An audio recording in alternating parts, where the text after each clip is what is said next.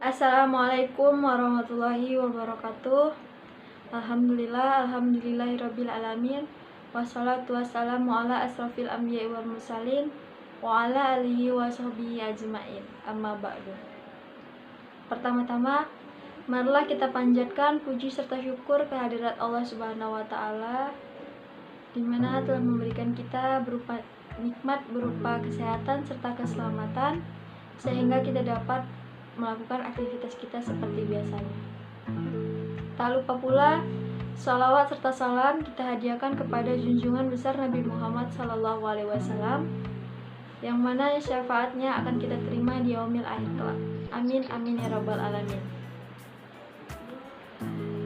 Yang saya hormati Ibu dosen pengampu mata kuliah Bahasa Indonesia, Ibu Endang Wahyuningsih, serta teman-teman saya seperjuangan sekalian. Baiklah, agar tidak memperpanjang mukadimah, saya Aisyah Safira Arda, NIM 3621051. Pada kesempatan kali ini saya akan membacakan pidato tentang seberapa efektifkah sistem pendidikan di Indonesia. Pendidikan yang berkualitas menjadi pendorong kemajuan suatu bangsa.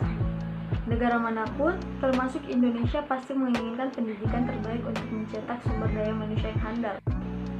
Oleh karena itu, diperlukannya sistem pendidikan sebagai pedoman pelaksanaan proses edukasi. Kualitas pendidikan di Indonesia saat ini sangatlah memprihatinkan. Hal ini dibuktikan dengan data UNESCO tentang peringkat indeks pengembangan manusia, yaitu komposisi dari peringkat pencapaian pendidikan, kesehatan, dan penghasilan per kepala. Data tersebut menunjukkan bahwa indeks pengembangan manusia Indonesia makin menurun.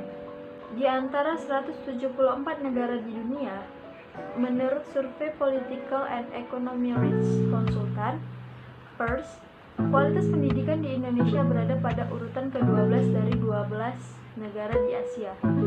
Dari data tersebut dapat dikatakan bahwa tingkat pendidikan di Indonesia masih sangat terancam. Yang pertama, faktornya adalah kualitas pengajar yang masih kurang. Pengajar di Indonesia masih kurang dalam menggali potensi murid. Para pendidik masih memaksakan kehendak murid untuk mempelajari semua hal tanpa memperhatikan kebutuhan, minat serta bakat yang dimiliki oleh masing-masing murid itu. Pendidikan seharusnya menjadi sarana pembelajaran yang menyenangkan dan nyaman bagi anak, dengan memperhatikan kebutuhan anak, bukan malah menyelesaikan sesuatu yang membuat anak kurang nyaman dan dalam mencari ilmu. Proses pendidikan yang baik adalah dengan memberikan kesempatan pada anak untuk lebih kreatif lagi. Tidak hanya itu, dari sikap dan kedisiplinan siswa juga kurang. Pengajar seharusnya lebih menghargai kepada kedisiplinan dan kejujuran seorang siswa dalam menjalankan masa pendidikan.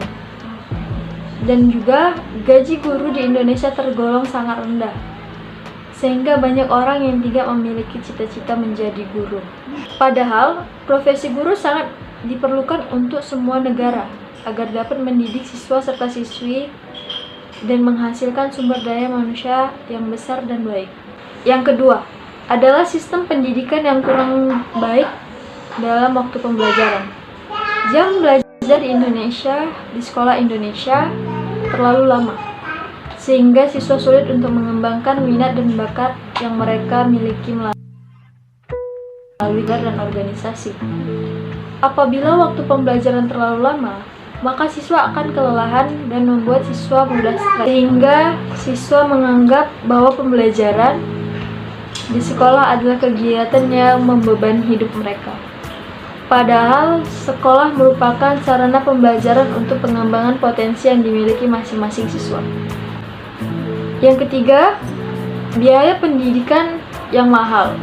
Biaya pendidikan yang mahal dari taman kanak-kanak sampai perguruan tinggi menyebabkan pendidikan tidak dapat tersebar dengan merata, sehingga pembelajaran menjadi kurang, terutama pada penduduk kaum terbelakang yang sulit untuk memenuhi kebutuhan hidupnya.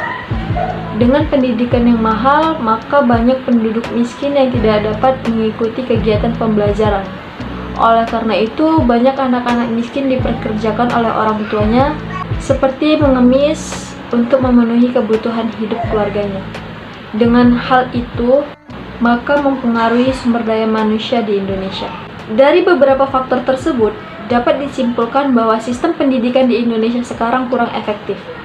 Oleh karena itu, dibutuhkannya sistem pendidikan yang lebih relevan dan sesuai dengan kemampuan dan pola hidup anak di Indonesia. Lalu, apa sajakah upaya yang dapat dilakukan untuk mengembangkan sistem pendidikan di Indonesia? Salah satu yang perlu dilakukan adalah pembaharuan pola masa studi. Pembaharuan pola masa studi termasuk pendidikan yang meliputi pembaharuan jenjang dan jenis pendidikan serta lama waktu belajar pada suatu satuan pendidikan. Perubahan pola masa studi sebagai suatu tanda adanya pembaharuan pendidikan berupa penambahan atau pengurangan masa studi.